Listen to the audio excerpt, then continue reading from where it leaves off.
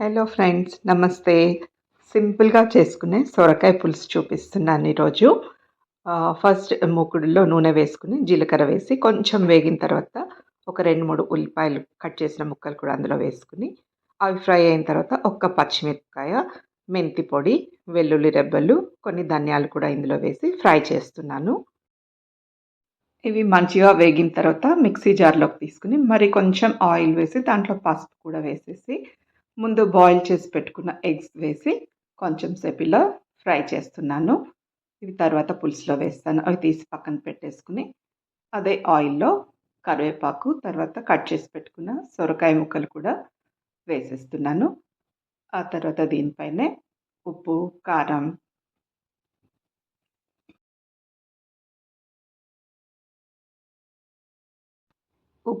వేసేసి బాగా కలిపి ముక్కలకి మంచిగా పట్టేలాగా చూడాలి. కొంచెం ఆయిల్‌లో కూడా ఇది కారం ఫ్రై అవుతే బావుంటుంది.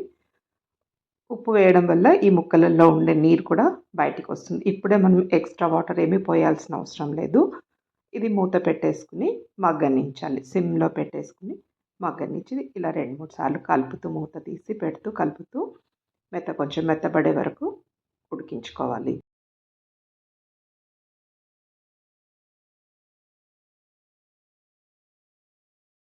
ముందు ఆయిల్‌లో ఫ్రై చేసి పెట్టుకున్న ఉల్లిపాయల మసాలాన్ని గ్రైండ్ చేసి పెట్టుకున్నాం కదా! దాన్ని ఇప్పుడు ఇందులో వేసేసేయాలి. ఇప్పుడు దీన్ని నూనెలో మరి కొంచెం సేపు ఫ్రై చేయాలి. ఇంకా ఎక్కువ ఆయిల్ వేసుకుంటే బావుంటుంది. కానీ అంత నూనెలు ఎక్కువగా వాడడం మంచిది కాదు కాబట్టి నేను కొంచెం ఆయిల్‌తోనే చేస్తున్నాను. చలికాలంలో కొంతమందికి ఇది పడదు. సొరకాయ తింటే కూడా జలుబొస్తుంది. చింతపండు పులుసు కూడా జలుబవుతుందని ఈ కాంబినేషన్ ఇలా తినరు. ఈ పులుసు ఎక్కువగా చేసుకోరు.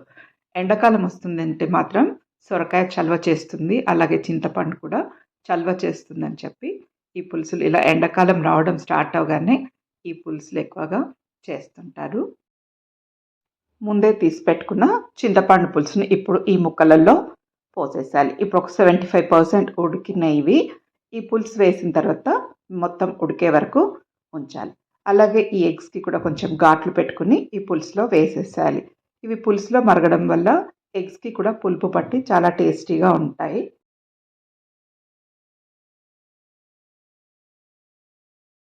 ఎగ్స్ వద్దనుకుంటే నార్మల్‌గా కూడా ఊరికే ఓన్లీ సొరకాయలతో కూడా చేసేసుకోవచ్చు.